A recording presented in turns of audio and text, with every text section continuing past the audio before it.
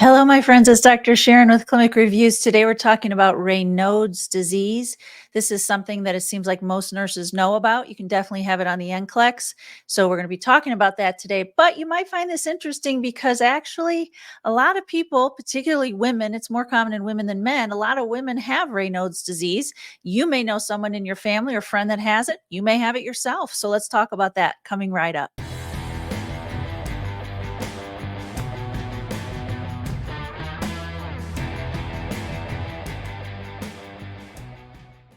Hello, Clinic Review family. It's Dr. Sharon with Clinic Reviews, the home of the very best NCLEX review in the entire universe, in my opinion. Did you notice I got a new microphone? I really like it. My old one, you know how many times I had to record my old videos because like I would go to listen to them and I'm like, the sound is all messed up. So I got a new microphone. I'm happy with it. Go to clinicreviews.com if you are interested in taking the on-demand NCLEX review. You can do the tutoring, small group tutoring. You pay a monthly fee. You get 4 tutorings. They're recorded. You can watch them over and over again. You can also do our on-demand streaming services where all of our videos are no commercials, includes the ones on YouTube and some others.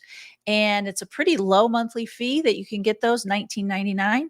And today we're doing the blue book. I don't remember what page this is on. It's like in the 160s, maybe 170s in the blue book. And if you didn't get a chance to get the blue book on Amazon, you can get the app at clinicreviews.com. So let's go ahead and get started. Raynauds. So Raynauds and burgers seem to go hand in hand. I did the burgers video yesterday. If you haven't watched it, go ahead and watch that one.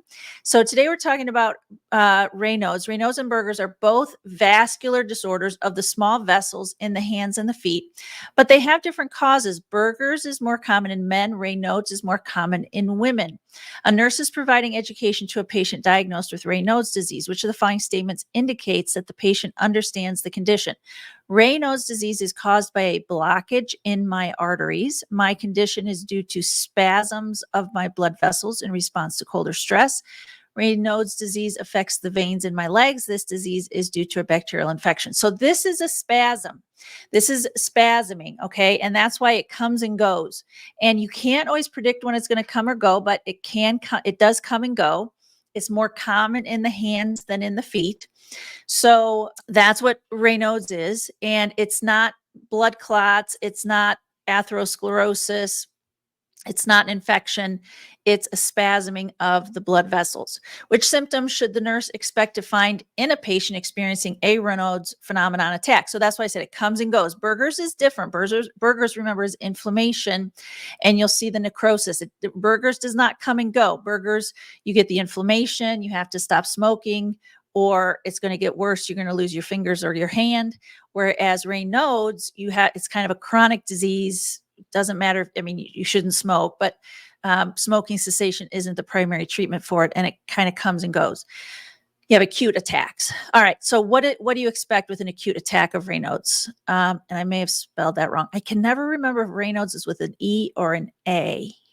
I think it's spelled differently, different places, but I think it's an E.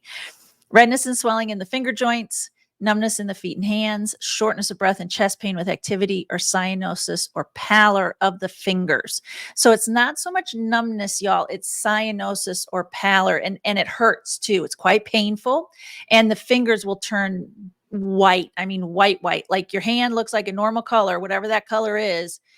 Your palm looks like a normal color, and then the tips are just pure white. You can even see the tips of my fingers are sort of pink, even though I'm holding it up a little bit higher. And if I were having a Raynauds attack, the tips of my fingers would be almost pure white. Which of the following treatments would the nurse expect for a patient diagnosed with Raynauds disease? Lisinopril, nifedipine, atorvastatin, or Neurontin? So y'all, there is a medical treatment for Raynauds. And remember, it's a spasming. So you want to stop the spasming. Do you know what the best medication is to prevent spasming? It's a calcium channel blocker. Calcium channel blocker. So lisinopril is an ACE inhibitor. Pril drugs are ACE inhibitors. The dipines are ACE inhibitors. Atorvastatin, the statins are for high cholesterol. Neurontin, it's actually an anti-seizure drug. It also helps with peripheral neuropathy. So it's more of a neuropathy or neurological drug. Nifedipine is a calcium channel blocker, and that helps prevent the spasming. It doesn't completely take care of the problem, but if they're going to give them a medication, that's the one that they would give them.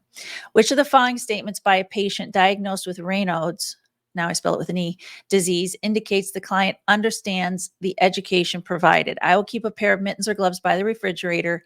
I will avoid high salt foods. I will increase my daily intake of calcium. I will engage in regular aerobic exercise. So remember, this is specific to Raynauds. We're not just looking for a general statement of good, healthy living. Okay. So yeah, good, healthy living. I'll avoid high salt foods. That's good, healthy living. Increase daily intake of calcium. That for a female, that could be a good, healthy living. Engage in regular aerobic exercise. That's good, healthy living, but none of those are specific to Raynauds.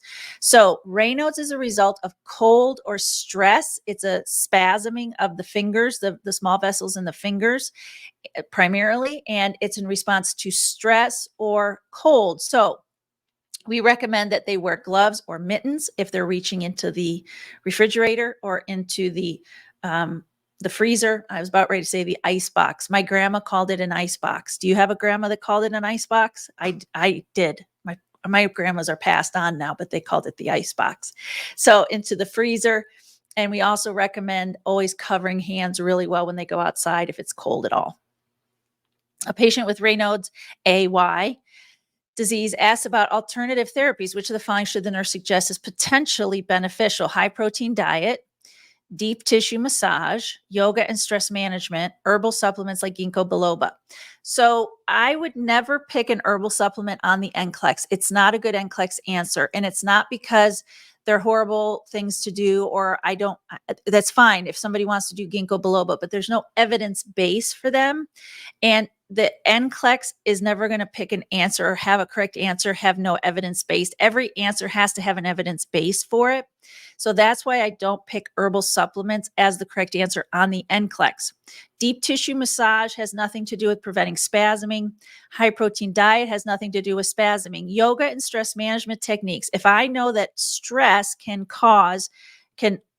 predispose a person to having these acute attacks, then if they did yoga and stress management, I would think there could be some benefit to that. And so that's why I'm going to pick that. So again, remember, the right answer is the right answer because of the other answers. If I had another answer that said always wear gloves or mittens when you go out in the cold, that would be a better answer than C. But that answer is not there. And so the only answer that's there that addresses the problem that I know is part of the problem with Raynauds, which is stress and cold, causing spasming, I'm going to pick that as the answer. Which of the following appears to be Raynauds disease? All right, so I just wanted to go over some of the pictures with you here. So the first one is rheumatoid arthritis. It's that twisting of the finger joints associated with rheumatoid arthritis. The second one is Buerger's disease, y'all. I didn't have a picture of Buerger's disease in the video I did yesterday on Buerger's disease. So if you watch that video, you can see what the necrosis of the fingers look like. You don't see that necrosis of the fingers with Raynauds because it's an acute spasm and it goes away. So if the spasm lasts for too long, I suppose you could have necrosis, but it's not typical. It's very atypical to see necrosis of the fingers with Raynauds, but you do see it with Buerger's. C is osteoarthritis. So you see some, I don't know if they're called Heberden's nodes or something like that. I think that's what they're called, Heberden's nodes. That's C. And then D is Raynauds. So I said the tips of the fingers become very white. That's what that looks like. All right, so that's the end of the video for today. Short and sweet.